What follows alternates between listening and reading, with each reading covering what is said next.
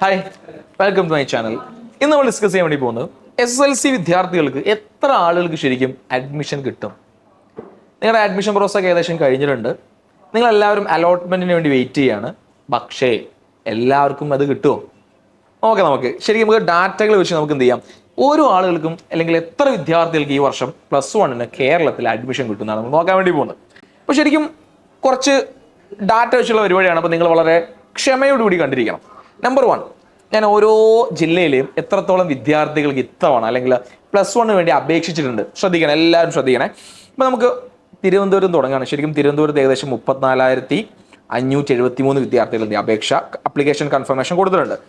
കൊല്ലമാണെങ്കിൽ 32,259, പിന്നെ പത്തനംതിട്ട 13,850, ആലപ്പുഴ 25,117, കോട്ടയം 22,517, ഇടുക്കിയിൽ 12,960, എറണാകുളം 38,344, പിന്നെ തൃശ്ശൂരാണെങ്കിൽ 40,283, പാലക്കാട് 45,222, കോഴിക്കോട് 48,140, മലപ്പുറത്തെ ഇത്തവണ SSLC വിദ്യാർത്ഥികൾ അപേക്ഷ കൊടുത്തിരിക്കുന്നത് അല്ലെങ്കിൽ +1 അഡ്മിഷന് വേണ്ടി അപേക്ഷ കൊടുത്തിരിക്കുന്നത് 82,434 വിദ്യാർത്ഥികളാണ്. അതുപോലെ വയനാട് 12,087, കണ്ണൂർ 38,017, കാസർഗോഡ് 20,157 വിദ്യാർത്ഥികൾ ഇത്തവണ +1 അപേക്ഷ അതായത് ഫില്ല് ചെയ്ത വിദ്യാർത്ഥികളാണ്.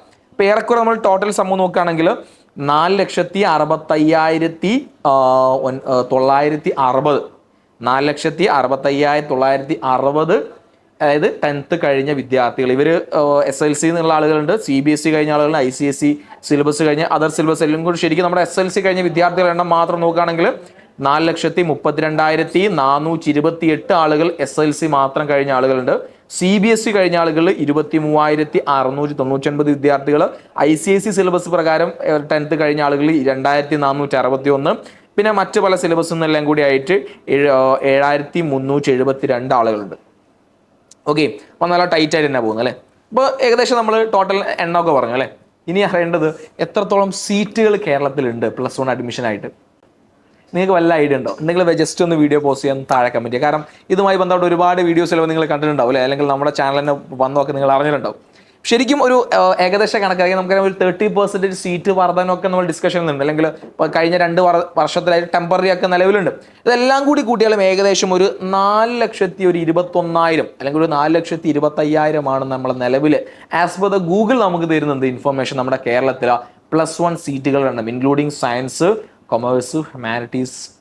ഓക്കെ, പിന്നെ അതുകൊണ്ട് തന്നെ നമ്മൾ ശരിക്കും നോക്കുകയാണെങ്കിൽ ഒരുപാട് വിദ്യാർത്ഥികൾക്ക് ഇത്തവണ +1 സീറ്റ് കിട്ടുമോ ഇല്ലേ എന്നത് എന്താണ് ഒരു ചോദ്യചിഹ്നമാണ്. കാരണം 4,20,000 നമുക്കൊരു ഏകദേശം കണക്കെടുക്കാം മാക്സിമം പോയി കഴിഞ്ഞാൽ. ബാക്കി ഇപ്പോൾ 4,60,500 25,000 പോയി കഴിഞ്ഞാൽ ഏകദേശം എത്രയാടാ, ഒരു 30,35,000 ആളുകൾ അല്ലെങ്കിൽ 40,000 വരുന്ന ആളുകൾക്ക് ചിലപ്പോൾ ഇത്തവണ അഡ്മിഷൻ കിട്ടാതിരിക്കാൻ സാധ്യതയുണ്ട്. അതിൽ ഏറ്റവും കൂടുതൽ പ്രശ്നം നേരിടുന്നത് ചിലപ്പോൾ മലബാർ ഏരിയ നമുക്ക് വേണമെങ്കിൽ മലപ്പുറം വരെ. കാരണം മലപ്പുറത്ത് 82,000 വരുന്ന കുട്ടികളാണ് കേരളത്തിലെ ഏറ്റവും കൂടുതൽ. അത് കഴിഞ്ഞാൽ എനിക്ക് തോന്നുന്നു കോഴിക്കോടാണ്. കോഴിക്കോട് 48,000, പിന്നെ അത് പാലക്കാടാണ് 45,000 വരുന്നത്. അപ്പോൾ ഈ ഒരു ഏരിയയിൽ വളരെയധികം സീറ്റുകൾ എക്സ്ട്രാ ഗവൺമെൻറ് ഇടേണ്ട ആവശ്യമുണ്ടായിരിക്കും. അല്ലെങ്കിൽ ഒരുപാട് കുട്ടികൾ എന്ത് ചെയ്യും, പുറത്തു പോകാൻ സാധ്യതയുണ്ട്.